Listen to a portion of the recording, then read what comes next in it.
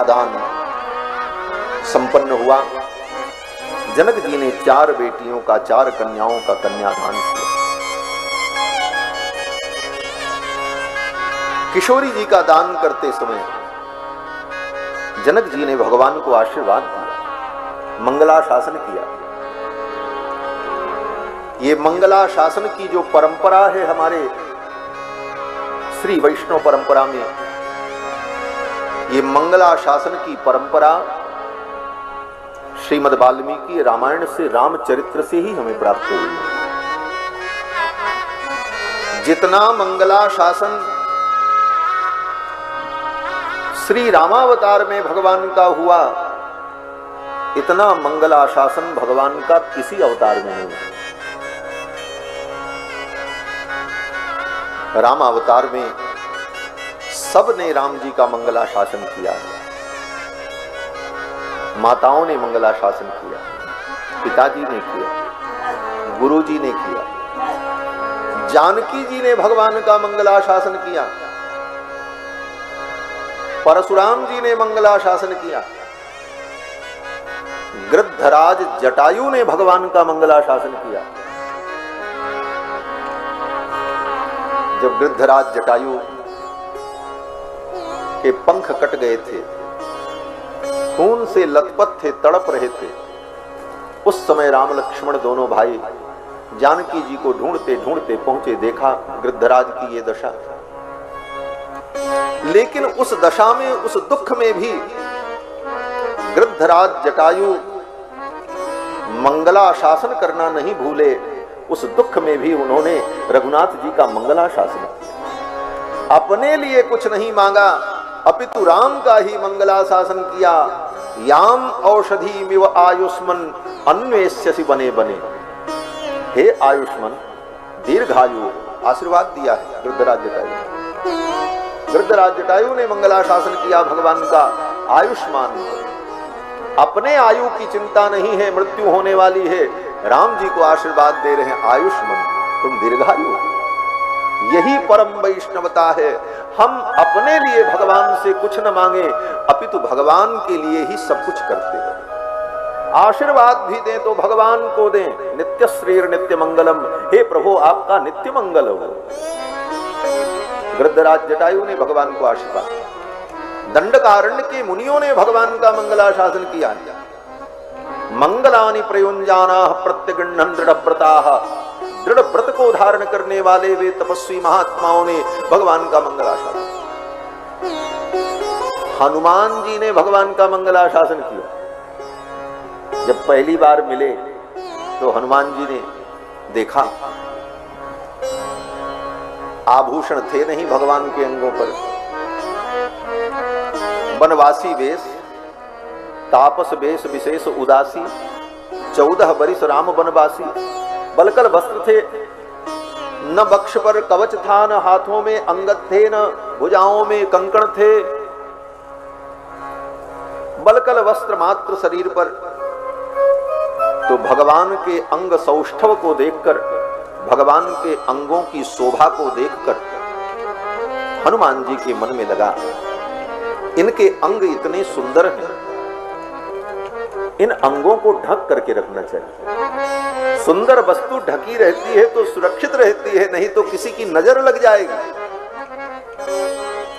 हनुमान जी कहते हैं आभूषण आपको ही धारण करना चाहिए। क्यों? कहते हैं आभूषण और श्रृंगार, इसका प्रयोजन क्या है? तो कहते हैं कि कुछ लोग आभूषण और श्रृंगार इसलिए धारण करते हैं कि वो कुरूप हैं। अपनी कुरूपता को छिपाने के लिए आभूषण और श्रृंगार धारण करते हैं। सुंदर नहीं है लेकिन ऊपर से आभूषण पहन लिया, श्रृंगार कर लिया तो सुंदर दिखने लगे। एक प्रयोजन आभूषण और श्रृंगार का ये है। लेकिन भगवान के संदर्भ में आभूषण और श्रृंगार का प्रयोजन क्या है? बोले भगवान तो ऐसे ही सुंदर हैं, कोटि कोटि कंदर्प दर्प दलन पटियान हैं। बोले तो उनको आभूषण और श्रृंगार की क्या जरूरत है? तो वहां पर हनुमान जी कहते हैं आपके ये अंग इतने सुंदर हैं, आपकी स्वाभाविक सुंदरता इतनी अद्भुत है कि अगर ये आभूषणों से ढकी नहीं रहेगी तो संसार के प्राणियों की दृष्टि पड़ जाएगी और नजर लग जाएगी आपको, इसलिए आपको आभूषण पहनना चाहिए, आपको श्रृंगार धारण, आपका मंगल। हनुमान जी ने भगवान का मंगलाशासन, विराध ने भगवान का मंगलाशासन, विराध ने भगवान श्री राम का मंगलाशासन किया। ये रामायण ग्रंथ मंगलाशासन ग्रंथ ही है।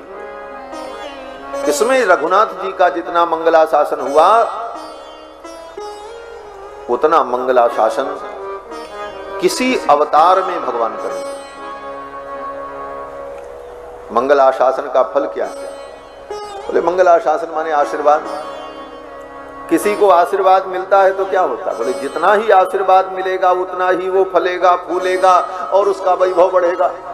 राम जी को इतना आशीर्वाद दिया भक्तों ने, मंगलाशासन किया कि राम जी का चरित्र दुनिया में जितना विस्तार को प्राप्त हुआ इतना विस्तार किसी भी अवतार के चरित्र का। चरितम रघुनाथस्य शतकोटि प्रविस्तरम एकैकमक्षरम प्रोक्तम महापातक। भगवान का मंगलाशासन। इसीलिए हमारे यहां भी प्रतिदिन हम लोग भगवान का मंगलाशासन करते हैं। भगवान का मंगलाशासन, भगवान को आशीर्वाद देना। आप चाहो न चाहो फिर भी आप भगवान का मंगलाशासन करते हो। जो लोग नहीं जानते वो लोग भी भगवान का मंगलाशासन करते हो। बोले कैसे? बोलो श्री सीता रामचंद्र भगवान की। ये क्या है? ये मंगलाशासन ही तो है। श्री सीता रामचंद्र भगवान को जय हो। तो ये क्या है? हम भगवान का मंगलाशासन करते हैं। हे श्री सीता रामचंद्र जी आपकी जय हो, विजयी भव, विजयी भव, विजयी भव। यही तो मंगलाशासन है। हमारे पेरी आळवार, विष्णु चित्तालवार हाथी के ऊपर बैठकर मजीरा बजा बजाकर भगवान का मंगलाशासन करते। पल्लांडु पल्लांडु पल्लाई रत्तांडु पलकोटि नूराई। भगवान का मंगलाशासन करना यही सबसे बड़ी भगवान की स्तुति है। हमारे सभी आलवारों ने भगवान का गुणानुवाद किया। नम्माळवार, तिरुमंगई आळवार, जितने आलवार, आंडाल इत्यादि सबने भगवान का गुणानुवाद किया और जगह जगह पर तत्त स्थलों पर सबने मंगलाशासन किया। लेकिन सबसे बड़े आलवार विष्णुचित्त स्वामी को माना गया, इसीलिए उनको कहा पेरी आळवार। पेरी आळवार क्यों? पेरी ये बोले तो बड़े, सबसे बड़े। क्यों? बोले बाकी सब लोगों ने भगवान का गुणानुवाद किया, मंगलाशासन भी किया, अपनी इच्छाओं को भी भगवान के सामने रखा। आप करुणा करो, अनुग्रह करो, कृपा करो, हमारा उद्धार करो, सब कुछ कहा। लेकिन पेरी आळवार एक ऐसे आळवार हैं जिन्होंने केवल भगवान को आशीर्वाद दिया और दूसरा काम नहीं किया। इसलिए सबसे बड़े आळवार पेरी आळवार श्री विष्णु चित्तालवार। जबकि बहुत पढ़े लिखे नहीं थे, तुलसी के बगीचे में सेवा करते थे। गुरुमुख मनधीत्य प्राह वेदान शेषम। लेकिन भगवत कृपा से गुरु के मुख से बिना कुछ पढ़े समस्त वेदादि शास्त्रों का व्याख्यान किया राजा की सभा में जाकर। नरपति परिक्लिप्तम शुल्कमादातु काम ससुरम अमर बंधु रंगनाथ साक्षात द्विजकुल तिलकम तम विष्णु चित्तम नमामि। विष्णु चित्तालवार ने भगवान का मंगलाशासन किया और आज भी इसीलिए उनको पेरी आळवार कहा। और जितने प्रबंध हैं, चाहे अमलनादि पिरान हो, चाहे सहस्र गीति तुरवाय मोड़ी हो, कणिन्नुण से उत्ताम्ब हो, तिरुप्पावई हो, सभी प्रबंधों के प्रारंभ में सबसे पहले आज भी इसीलिए विष्णु चित्तालवार के प्रबंध तिरुपल्लांडु का ही पाठ किया जाए। क्यों? बोले आलवारों के जो प्रबंध हैं वो वेद तुल्य हैं, और विष्णु चित्तालवार का जो प्रबंध है उन वेदों के प्रारंभ में प्रणव के समान है, ओंकार के समान है। जैसे बिना ओंकार के वेद मंत्र प्रारंभ नहीं होगा, उसी प्रकार से विष्णु चित्तालवार के मंगलाशासन प्रबंध के बिना कोई प्रबंध प्रारंभ नहीं। तो ये मंगलाशासन की जो पवित्र परंपरा हमारे श्री वैष्णव सिद्धांत में आज भी हम प्रतिदिन भगवान का मंगलाशासन करते हैं। संपूर्ण पूजा आराधना करने के बाद भगवान की आरती करते हुए बोलते हैं सुमंगलम मंगलम ईश्वरायते सुमंगलम मंगलम अच्युतायते श्रियः कांताय देवाय कल्याण निधये निधयेऽर्थिनाम श्री वेंकट निवासाय श्रीनिवासाय मंगलम। तो भगवान का मंगलाशासन करना ये वैष्णवों का बहुत उत्कृष्ट भाव है।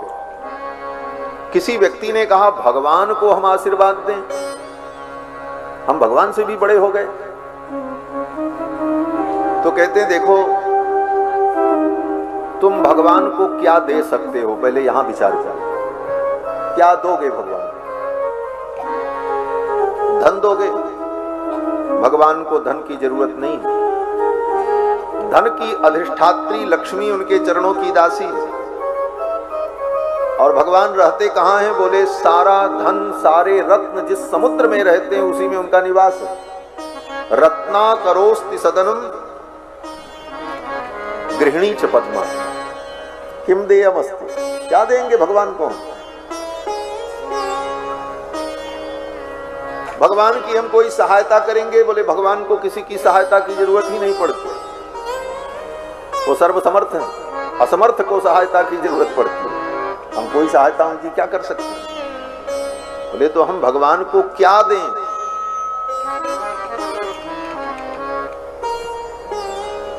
तो भगवान कहते हैं हमसे पूछो तो हम बताएं। तो भक्तों ने भगवान से पूछा हे प्रभु आपको मैं क्या समर्पित करूं? भगवान ने कहा देखो जो वस्तु पहले से रहती है, विद्यमान है, ऐसी वस्तु अगर कोई देता है तो उसका कोई बहुत बड़ा मूल्य नहीं होता। किसी राजा के यहां जाओ, एक कपड़ा लेकर के जाओ, एक फल लेके जाओ, एक पात्र लेके जाओ, राजा के यहां उन वस्तुओं की कोई कमी नहीं है। राजा के सेवक ले लेंगे और राजा अपने हाथ से भी नहीं लेगा, सेवक लेकर के तुरंत उधर किनारे रख देंगे, पड़ा रहेगा, उसका कोई मूल्य नहीं होता। कोई ऐसी वस्तु ले जाओ जो उसके पास न हो, तब वो आश्चर्यचकित होगा, अरे ये तो हमने कभी नहीं पाया, तब आपको भी वो याद करेगा।